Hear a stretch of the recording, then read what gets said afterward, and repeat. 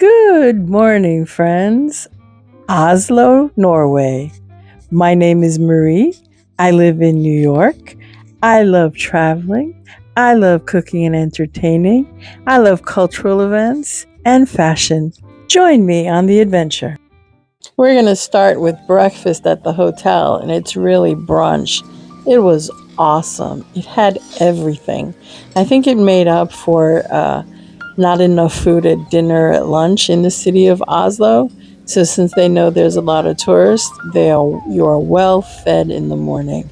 The bread was incredible. The baked goods was fantastic. As you can see, we had an omelet station, fresh pancakes. They had a barista. They had American breakfast. Wonderful. So today is day 2, and we're visiting the city of Norway. Oslo in Norway. Yesterday we landed, we went down by the Opera House, we just took a brief survey, and today we'll just go deeper into the city and show you more of the sights. We are once again by the Opera House, and this is a structure that's in front of the famous Oslo Library. And if you look around, you'll see that the water is close by. And behind me was a listing of buildings that were up for competition, the architectural acknowledgement of Oslo, and the Edvard Munch Museum was included as a finalist. So that's what I'm looking at. But even the structure to display the nominees and the finalists, it was beautiful to look at and stand in. And I read about all the beautiful architecture, modern Scandinavian architecture in Oslo. Next, I'm walking on Karl Johan Gate. This is the name of the street. To me, it's more of a large boulevard, and it contains a lot of the neoclassical buildings, as opposed to all the modern buildings that are near the Opera House. This is also a shopping district full of wonderful restaurants and shops, and I got an eyeful of Norway fashion, which I really appreciated. Too bad my suitcases were packed so tight.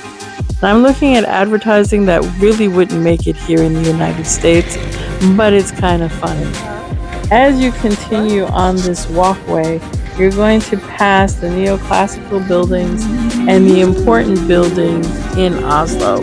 You pass the Norwegian Parliament on this street, the Oslo Cathedral, you pass the palace, you're going towards the National Theater. This is a park filled with different sculptures. There's sculpture all over Oslo. That's one of the things that make the city so interesting. And this street, very interesting. And it's a big pedestrian walkway. And as we were enjoying the sights and the different promenades, spontaneously, there was a parade heading towards the palace. I don't know what it was for. I don't know whether it's something that happens every day as part of the changing of the guard, but it was very interesting.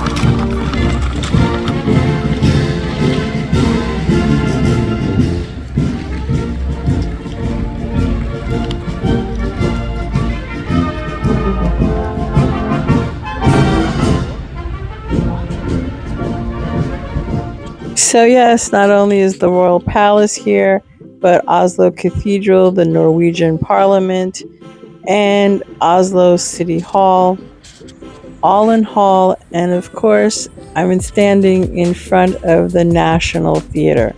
The National Theatre is one of the various neoclassical buildings in central Oslo along Karl Johan Gate.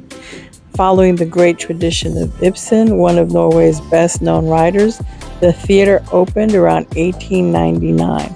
Scheduled performances are all year.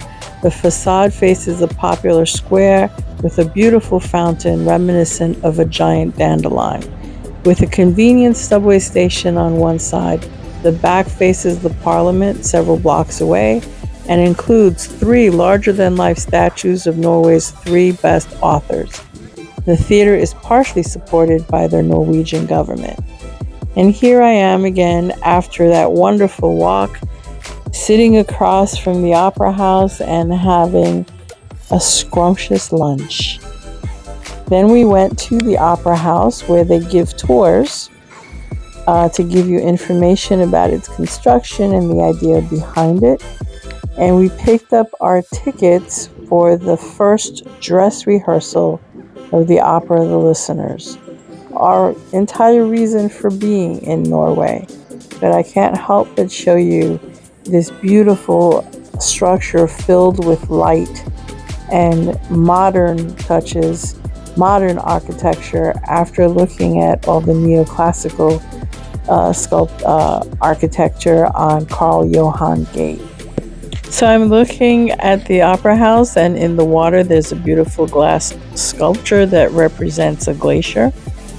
And now I'm in the Opera House walking towards my seat for the first dress rehearsal. And in this space, this includes students, patrons, friends of the cast, friends of the creative team, and it's usually a very loving and enthusiastic audience, truly supportive. The opera was incredible. It blew me away. The Listeners, which is what brought me to Norway, was to experience this, the opera by Mitzi Mazzoli and directed by Liliana Blaine-Cruz.